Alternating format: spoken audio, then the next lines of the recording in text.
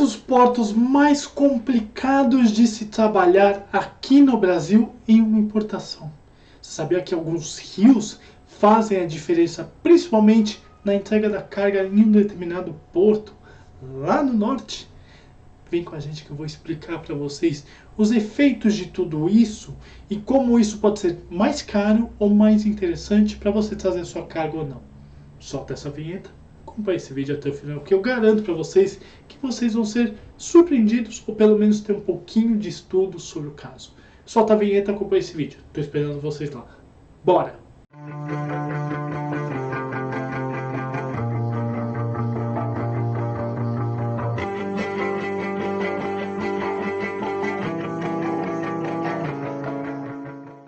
Marinheiros de primeira viagem de comércio exterior, importadores e exportadores. Tudo bem com vocês? Thiago Pagano falando aqui, mais uma vez agradecendo a todos vocês que estão conosco há tanto tempo nesse caminho tão legal do Comex, que por vocês a gente continua a fazer mais e mais vídeos. Então, de coração, muito obrigado, vocês são espetaculares e o nosso combustível para tocar mais aula. Gente, eu estava analisando lá na empresa que eu trabalhava e eu tenho visto muitas solicitações para alguns portos aqui no Brasil muito comuns. Porto de Santos, Porto de Paranaguá, Porto de Navegantes e tudo mais. E eu tenho visto que alguns outros portos chamam atenção, são mais caros, que é normal, ou pelo menos tem alguns tipos de situações diferenciadas. São portos mais difíceis de serem trabalhados. Eu vou explicar para vocês que tipo de situações acontecem, por que esses portos são mais caros, ou por que muitas vezes a carga não chega lá. Tá bom? Vamos nessa. Como eu estava explicando para vocês, nós temos portos comuns aqui no Brasil. Quando trata-se de portos grandes como Porto de Navegantes, o Porto de Paranaguá, o Porto de Santos, que é enorme, o maior porto da América Latina, Rio de Janeiro, tem alguma coisa em Salvador, Suape. Vamos estabelecer nesses portos. São os portos mais comuns, certo? Certo. Nós temos dois portos aqui que são complicados de serem trabalhados. O primeiro deles é o Porto de Manaus. Nossa, Thiago, Manaus tem porto? Tem. O que acontece? Um fator muito interessante no Porto de Manaus. O Porto de Manaus ele depende de um rio. E o que acontece? Determinados momentos do ano, esse rio aumenta ou diminui. Então vamos dizer que agora, caso você trabalhe num agente de carga, aula aqui em cima sobre agente de carga, e algum dos seus clientes chega e fala assim, olha, eu preciso fazer uma cotação Ningbo Santos e uma cotação Ningbo Manaus. Obviamente, Manaus vai ser mais caro. Normal. Por quê? Porque é mais longe e tudo mais. Tem uma série de determinados fatores. Mais um fator muito interessante. Nós estamos numa época agora de baixa do rio. O que acontece? São nessas épocas que os armadores, aula aqui em cima sobre armadores, chegam e falam assim, olha, o que normalmente custaria, sei lá, 10 mil dólares, normal, eu vou cobrar mais 3.500 dólares porque tem a taxa LWS. Estou colocando aqui do lado o que significa a taxa LWS, que é o Lower Water Surcharge. Nossa, Thiago, você falou bonito, é inglês e tudo mais. O que isso significa? Significa o seguinte, o nível do rio está baixo. Pelo nível do rio estar baixo, a carga não passa, o navio não passa. Ele vai ter que fazer um transbordo, aula aqui em cima sobre transbordo, colocar no navio menor e transportar até o porto de Manaus. É isso, porque o calado do navio grande não passa. Ele, não é que ele aterra, não, mas ele empaca. Eu acho que não é essa a palavra exata que eu quero dizer, mas ele trava. Se passar um navio grande, ele trava. O calado do navio trava. Então a carga tem que ser transbordada, tem que ser colocada em outro navio. Tem que haver transbordo. E aí o efeito cascata é muito maior. Ou seja, uma viagem que seria, sei lá, $10.000 vai custar 15, 13, 14, por aí. Então, os efeitos dos níveis dos rios que atendem essas localizações, esses locais, eles afetam, sim, muitas vezes o frete internacional e a entrega da carga. Mas não é só aqui no Brasil que isso acontece. Gente, pensem que muitas vezes em muitos portos eles são colocados em rios e não em mares, e não em faixas litorâneas e tudo mais. E o que isso afeta? O nível do rio tem que ser alto o suficiente para o navio passar. Se não, o que acontece? Ele atraca, ele empaca. Ou melhor, ele não passa. E aí tem que ter transbordo de carga. Eu dei o exemplo de Manaus, mas nós temos outros portos aqui no Brasil complicados de serem trabalhados. Sim, nós temos portos muito difíceis de serem trabalhados. Principalmente um porto que era muito comum, que graças a Deus está voltando ativo, Porto de Itajaí. Nossa, Thiago, como assim o Porto de Itajaí está voltando ativo agora? Sim. Gente, nós tivemos graves problemas com N situações que não valem a pena serem ditos em Itajaí. Mas vamos pensar o seguinte: Itajaí e Navegantes é apenas uma questão de espaço. Existe um corredor, digamos assim, de água entre um e outro. Então as cargas que iam para Itajaí estavam indo para Navegantes, chegando em Navegantes e ficando estufado, stuck. As cargas estavam ficando extremamente stucks em Itajaí. E o que é stuck? Gente, carga em cima de carga.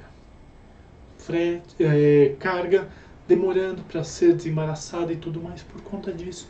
O porto de Navegantes estava abarrotado de carga porque Itajaí não teve lá seus problemas, que não vale a pena dizer. Problema político, problema de armadores e tudo mais, aula aqui em cima sobre armadores. Então, sim, a política também atrapalha determinados portos. Nós temos um porto muito interessante de ser trabalhado, mas ele hoje é da iniciativa privada, São Francisco do Sul. Nossa, Thiago, como assim São Francisco do Sul é da iniciativa privada? Sim, ele é gerido por algumas empresas. E o que acontece? O que antes ia ajudar o porto de Itajaí, Navegantes e possivelmente até Paranaguá, ele hoje atende apenas a cargas projeto. Então, caso você tenha que levar alguma coisa para São Francisco do Sul, esquece. Pode esquecer, é um porto praticamente impossível de ser trabalhado. Tem que ir para Itajaí, Navegantes e tudo mais. Itapoá e tudo mais. Pecém, outro porto muito legal, mas que dificilmente cargas vão para lá. Nós temos o Porto de Suape. Eu gosto muito da estrutura do Porto de Suape, é muito interessante, mas ele tem que ser melhor estabelecido. E o que de fato acontece?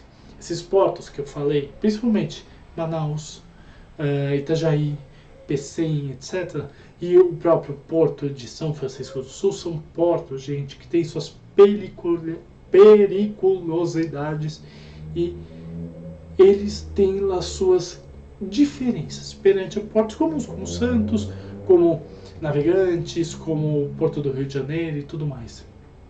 Cada um deles tem seus adjetivos, vamos colocar dessas formas. Manaus, por exemplo, que depende de um rio.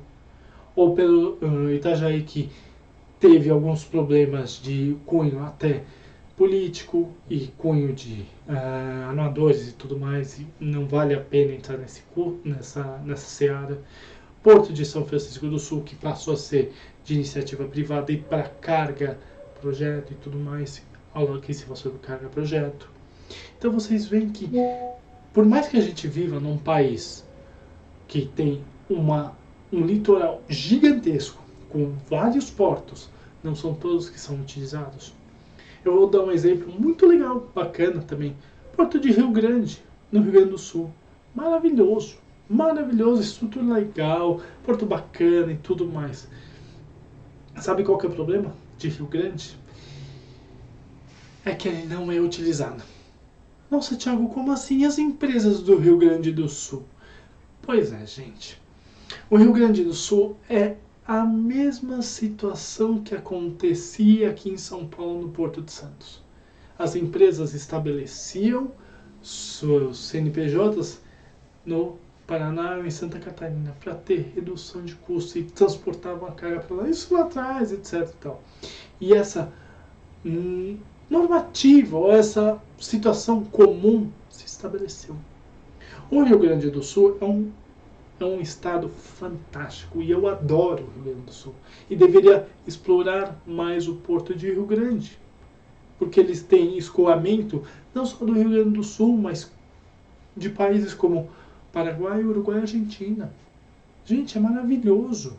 Manda por Rio Grande, mas é um porto chatinho de trabalhar, mas dá para trabalhar. É melhor que, por exemplo, Manaus. O custo é bem menor, obviamente, mas ele é um porto de pouca movimentação. Porto de Pecém. Maravilhoso, eu já estive em Pecém. Sabe qual que é o problema de Pecém? Mesma coisa, do Rio Grande. Então, gente, o que eu falo para todo mundo? Isso, vocês empresários, vocês que estão no Norte, Nordeste e Sul, gente, façam e vão atrás desses portos. Não pensem apenas que o Porto de Santos, que é o maior porto da América Latina, é o único que atende. Vamos entender uma coisa. Agora é o professor Thiago falando de uma questão de oferta e procura. Eu tenho um cliente meu que é lá do Maranhão, longe pra caramba, eu estou em São Paulo, é lá do Maranhão. E ele me pede carga LCL, aula aqui em cima sobre isso. A carga LCL, ela chega em alguns determinados portos, Porto de Santos, Porto de Paranaguá, Porto de Navegantes, etc. E até no máximo explodindo o Porto do Rio de Janeiro e Salvador. Máximo, porque a carga LCL e tudo mais depende do armador colocar em rota. Mas vamos dizer que vocês, pessoal que trabalha no Nordeste, que tem empresas no Nordeste, comecem a fazer solicitações. Comecem a encher o saco, literalmente, dos armadores, falando assim, pelo amor de Deus, manda a carga para cá, manda navio para cá, manda a carga LCL para cá, manda situações para cá. Além de vocês fugirem da consolidação da carga, que pode ser um fator interessante também, consolidar a carga e mandar para esses portos, utilizando um container e não mais uma carga LCL, gente, entenda, oferta e procura. Quanto mais oferta, mais procura. Quanto mais vocês encherem o saco, literalmente, ou hipoteticamente, dos armadores, mais eles vão começar a ver que tem movimentação. Obviamente, é uma questão de economia, política e geologia. Geologia, Thiago, é lógico. Vamos pensar que o porto de... é uma situação hipotética, mas o porto de Suape, ele vai conseguir atender, mas o calado dele, lembrando, calado, nada tem a ver com eu, Thiago, vou ficar calado. Não, não é isso. É o quanto o porto consegue estabelecer a chegada de determinado navio pela profundidade dele. Então, aumentar o calado dos portos. Tem situações que a gente consegue fazer e melhorias e por aí vai. Então eu sempre falo, gente, obviamente, é necessidade. Vamos colocar essa situação no meu cliente lá do Maranhão. A carga vem por Santos. Ela chega em Santos, ela é desembaraçada aqui em Santos e ela vai por caminhão. Gente, por caminhão do Maranhão. Olha a dificuldade disso. Ela sai do estado do Sudeste e vai lá pro Norte. Pode haver roubo da carga, acidente, pode ter demora, pode ter uma série de situações. Então vocês que estão no Nordeste, Norte, comecem a solicitar esse tipo de situação também para cargas pequenas, por que não? Mas voltando ao fato.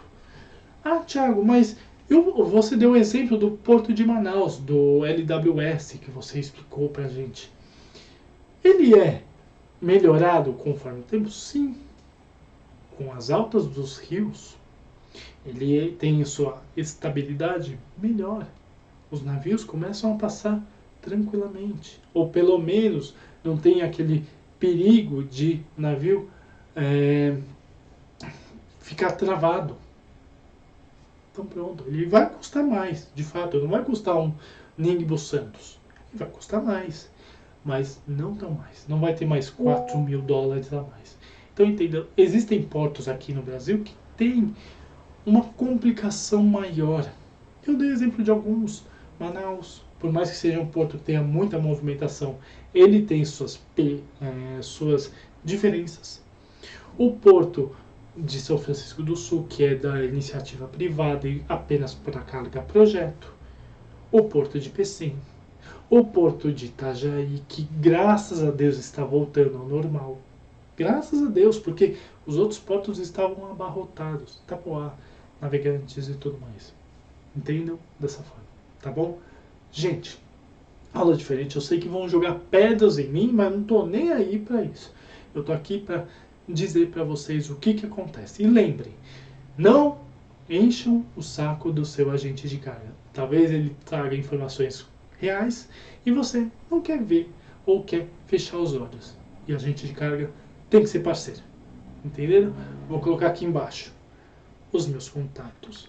Não hesitem em entrar em contato comigo. Eu estou aqui para ajudar vocês em dúvidas, questionamentos, curiosidades, críticas, consultorias e mentorias. Sim, canal Como é que Faz consultoria e mentoria para ajudar vocês a importar e exportar sem medo de ser feliz. Vem com a gente que eu dou o caminho das pedras sempre.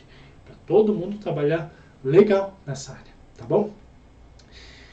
Mas aliás, gente, tô vendo pessoal que olha os nossos vídeos e não se inscreve no canal, então vão lá, se inscrevam no canal e torne-se marinheiro de primeira viagem. Não dói nada, custa R$0, vocês vão ter acesso a quase 500 vídeos prontinhos, de graça, para todo mundo aprender e crescer junto na área, que é bem bacana. Cliquem no sininho para fazer a buzina do navio tocar mais alto e vocês receberem as nossas notificações de aulas, papos com o especialista, como é que só assim em campo, que logo logo vai ter mais aula. Pergunte ao seu capitão. 5 da tarde, faz sua pergunta no Instagram, toda quinta-feira, e eu, de graça, tiro a sua dúvida, sem pensar 2 vezes, estou aqui para te ajudar, tá bom? Mas além disso, já metralhou o like? Então deixa esse like bacana, faz o teu capitão feliz, faz o YouTube entender que esse vídeo é legal pra caramba e ele mesmo dissemine para outras pessoas. Compartilha para aquele seu amigo está tentando entrar nessa área do Comex. Veja que tem portos que são mais complicados de serem trabalhados, mas valem a pena insistir, tá bom?